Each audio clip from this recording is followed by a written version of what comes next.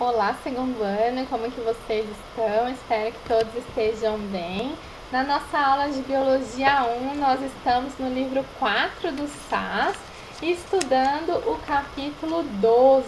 E nesse capítulo a gente já começou então falando sobre as mutações gênicas e cromossômicas.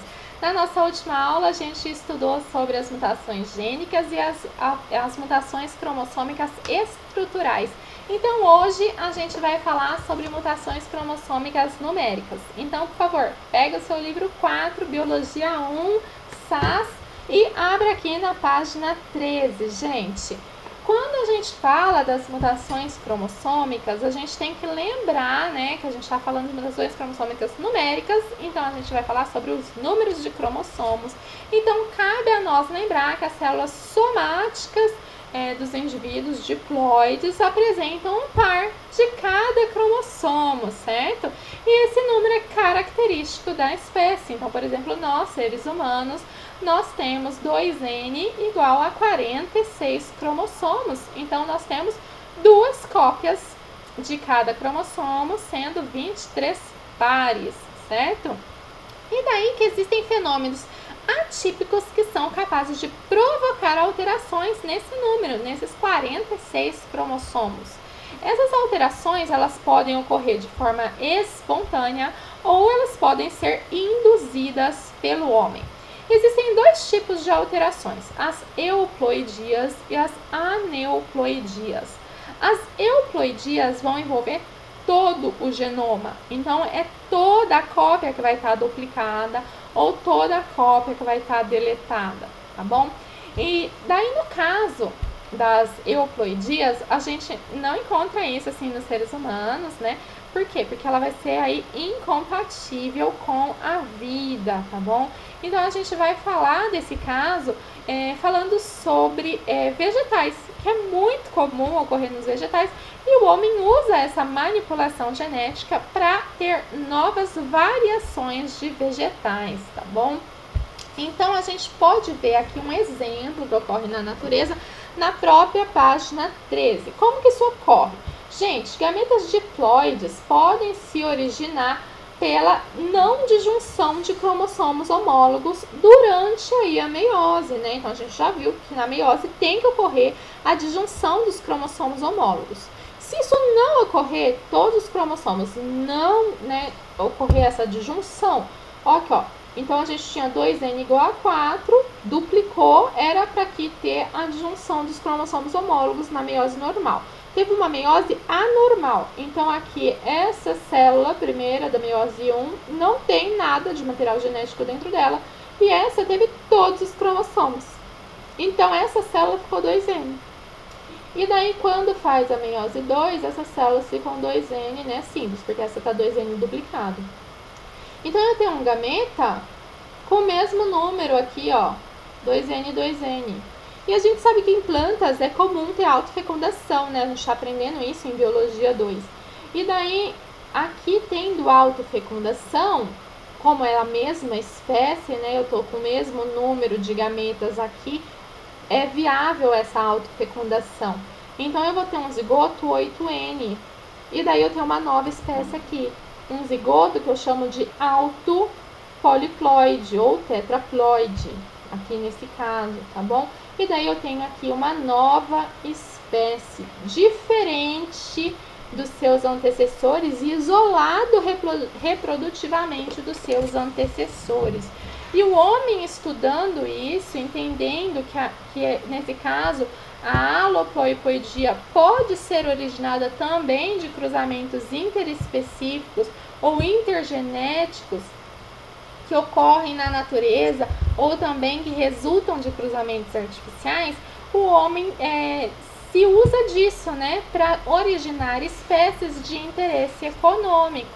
Então, de espécies que têm números de cromossomos parecidos, né, que tem como fazer o cruzamento e que daí vai ter um interesse econômico, como foi o caso do trigo que a gente pode ver aqui na página 14. Olha só, tem 3 espécies de trigo, né? Então aqui, ó, fala assim, o trigo, ele é aloploipoide, tem um genoma azão, Dzão. E é um produto do cruzamento de 3 espécies distintas, na verdade, né? 3 espécies que o homem cruzou, olha, a espécie 1 com a espécie 2, e daí originou, então, essa outra espécie, que esse é a que a gente tem hoje, tá bom? Então foi assim que foi gerado, ok? E vamos falar da aneuploidia, que no caso os aneuploides, os organismos aneuploides, são aqueles que apresentam nas células somáticas um ou mais cromossomos adicionais ou em falta. Então a gente não está mais falando de todo o genoma, a gente está falando só de um cromossomo ou 2, né? Adicional ou em falta. E daí a gente fala os mais comuns, né, que a gente vai falar, obviamente, são as monossomias ou as trissomias. Mono, 1. Então eu tenho um cromossomo em falta. Ou as trissomias, 3, né? Então eu tenho um cromossomo, em vez de eu ter 2 cópias, eu tenho 3 cópias daquele cromossomo. E daí tem vários motivos, gente, para isso acontecer. A gente tem aqui alguns exemplos na página 14, né? Desenhos sempre nos ajudam, né? Então pode ser que durante a anáfase da meiose, um dos cromossomos teve um movimento mais retardado e ficou para trás. Olha só, gente. Era, né, cada um para um lado aqui, esse aqui estava mais devagar, ficou aqui para o meio do caminho, gente, e daí ficou para trás, não migrou. Pode ser, então, que a não disjunção, essa não separação, ocorreu nas cromátides irmãs. Olha aqui, ó. Não separou aqui nas cromátides irmãs. Ficou aqui para trás, tá bom? Pode ser que foi uma irregularidade na distribuição dos cromossomos mesmo. Distribuiu desigual, né? Pode ser que não emparelhou, né? A gente sabe que na meiose os cromossomos homólogos têm que emparelhar. E daí não emparelhou os cromossomos homólogos, um ficou diferente, e daí ficou diferente, gente, e daí dividiu e foi errado, tá? Então tem várias causas para isso, tá? E geralmente a gente não vai conseguir determinar exatamente qual foi a causa, tá? A gente só sabe que tem um indivíduo que tem essa aneuploidia. E a causa em si não nos importa tanto assim. O que nos importa é entender o que aconteceu com aquele indivíduo. Então a gente primeiro vai ver um caso de monossomia e depois a gente vai ver casos de trissomia. E a gente vai se ater mais em casos humanos, tá bom? Então no caso da monossomia, os organismos que são monossômicos só tem um cromossomo, né? Um cromossomo a menos. Então no caso de seres humanos são 2 Ns menos 1, tá? E daí, então, a gente vai representar, em vez de falar que o indivíduo é 46,xx, se for mulher, ou 46,xy, é 45, e daí, né, se for xx, xy, e daí tem que colocar qual que é o que está faltando. O mais comum que a gente tem no caso dos seres humanos é uma síndrome que chama síndrome de Turner, que afeta os cromossomos sexuais. Um dos cromossomos sexuais está faltando. E no caso, é o segundo cromossomo sexual que está faltando, porque o X tem que estar presente, não tem um indivíduo que tenha só o Y, tá bom? Então é 45X. E o segundo cromossomo sexual está faltando. Então, no caso, vai ser sempre um indivíduo do sexo feminino, tá? Então, a gente representa assim, 45X. E daí, quais são o fenótipo desse indivíduo? Assim, é uma síndrome, então são vários, né, fenótipos, e não é que todos estão presentes na mesma intensidade em todos os indivíduos, tá bom? Então, o fenótipo, ela tem um espectro de variação, né? E daí, então, você pode encontrar indivíduos mais caracterizados, menos caracterizados, com sintomas mais, fenótipo mais evidente, fenótipo menos evidente, mas de uma maneira geral aí, já pode ser identificado ao nascer ou antes da puberdade por causa desses sintomas.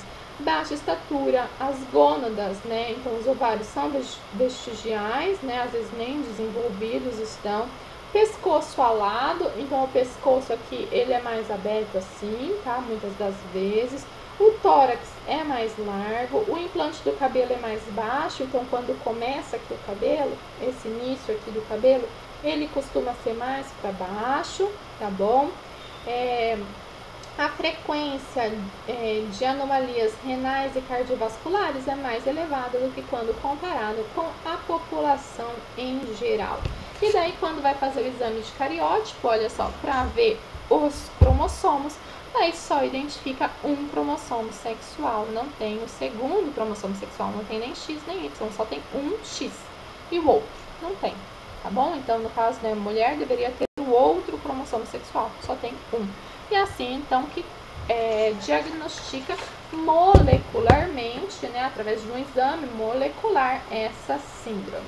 E no caso das trissomias, a gente então representa com 2N mais 1. Tem um cromossomo a mais.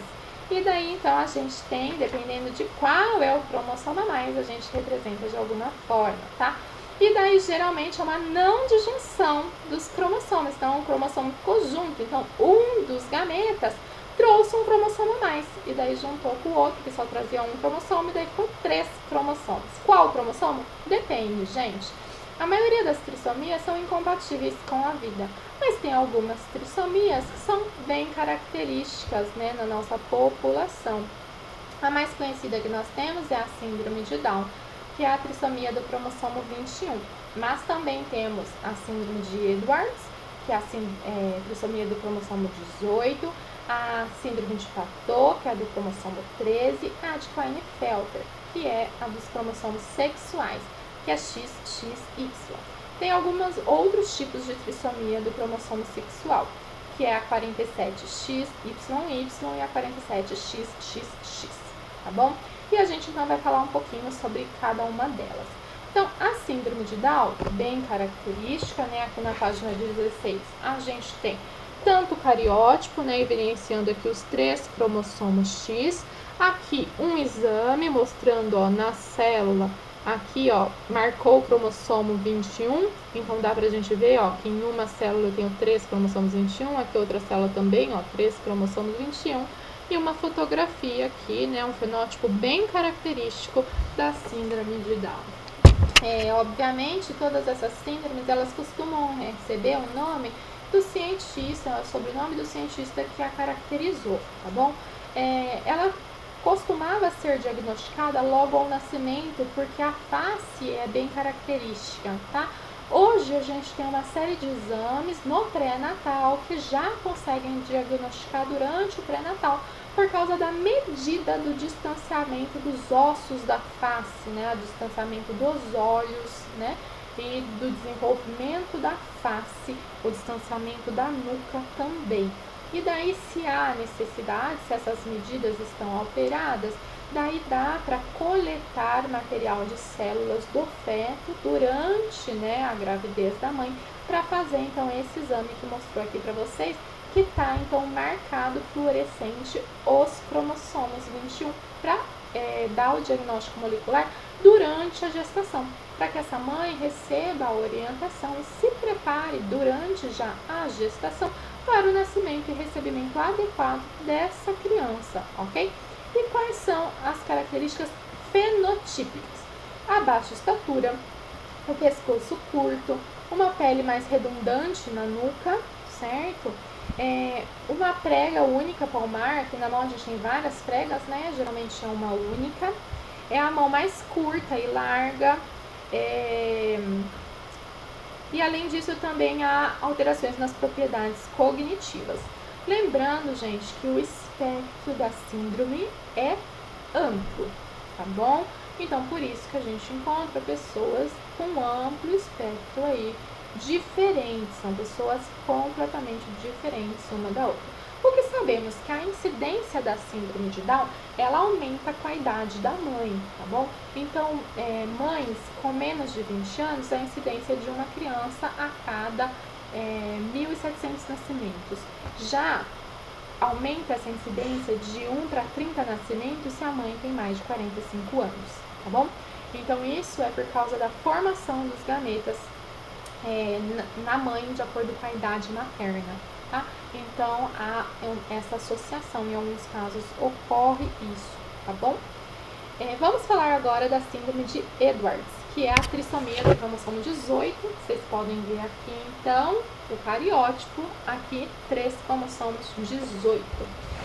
Essa síndrome foi descrita por Edwards, e daí as suas características principais são o atraso no desenvolvimento mental, atraso no crescimento e uma má formação muito grave no coração. O crânio é excessivamente alongado, tá bom? O pavilhão da orelha não tem muitos sulcos, né? Essas voltinhas aqui não tem. A boca é bem pequena, lábio leporino, que é aquele lábio aberto, né? Então tem que fazer cirurgia para fechar. E daí os genitais externos são anômalos, tá bom? Também os pés têm as plantas arqueadas, né? Então é aquele pé mais arqueado assim. E as pessoas vão ter diversos problemas no desenvolvimento, tá? Então essa síndrome é bem característica, fácil de diagnosticar. E a síndrome de Patot, ela foi descrita em 1960 por Patot, né? Então aqui a gente pode ver a trissomia do cromossomo 13, aqui, né? Bem descrita. E aqui tá cortado, tá? O livro de vocês veio cortado, tinha que diminuir aqui, mas dá pra gente entender aí. Ela foi descrita quando o Patot estava estudando um neonatal, né? Uma criança nascida aí prematuramente, com graves malformações, tá? Então são malformações múltiplas e bem graves, tanto de sistema nervoso, malformações no coração, alterações urogenitais, então sistema tanto genital quanto sistema de rins, bexiga, né? Então tá tudo interligado ali. Lábio leporino, palato fendido, o céu da boca também era aberto, alterações oftalmológicas. Então, gente, essa alteração da síndrome de Patot realmente é uma síndrome muito grave. Se a gente for pensar nas malformações, são malformações bem graves, ok? E por fim, e também alterações morfológicas nos membros, né? Então, membros inferiores e superiores. Então, é uma série de malformações mesmo. E também a síndrome de Klinefelter, que daí foi uma das primeiras alterações descritas nos cromossomos sexuais, é uma alteração numérica. Então a pessoa tem 47 cromossomos e geralmente é XXY. Então o homem tem 2 cópias do X e uma cópia do Y. Daí você fala, nossa, mas né? Uma cópia a mais do X, o que vai fazer? Geralmente, às vezes passa até desapercebido até chegar na fase da adolescência. Na fase da adolescência, esse indivíduo vai ser bem alto e magro, mas o desenvolvimento das características secundárias deixa a desejar. Os testículos vão ficar pequenos e daí não vai ter um adequado desenvolvimento das características secundárias, ou seja, o distribuimento de pelos no corpo, a alteração da voz, né, para ficar mais grossa, isso aí não vai acontecer, vai ficar subdesenvolvido. Tá bom? E aqui então nos mostra, ó, 2 cromossomos X e um Y, tá bom? Gente, então esses são os exemplos que a gente tem de alterações numéricas nos cromossomos. Até a próxima aula.